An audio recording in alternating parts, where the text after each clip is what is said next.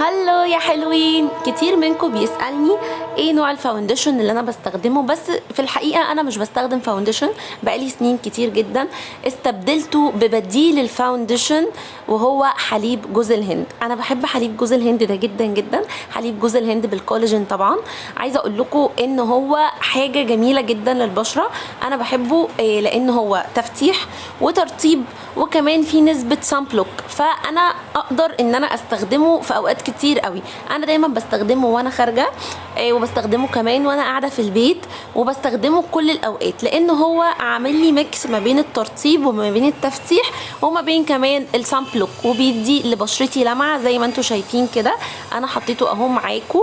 بيدي درجه تفتيح حلوه جدا للبشره، مش بيعمل خطوط، بيتفرد بسهوله.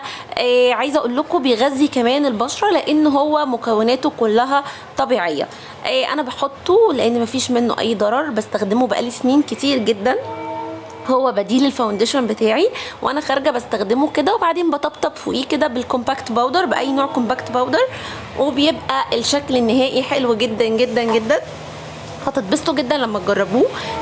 حلو جدا لجميع البشرات، بس ممكن يكون مع البشره الدهنيه مش حاجه فظيعه قوي، فانتي يعني لو بشرتك عاديه او مختلطه هيكون لطيف معاكي.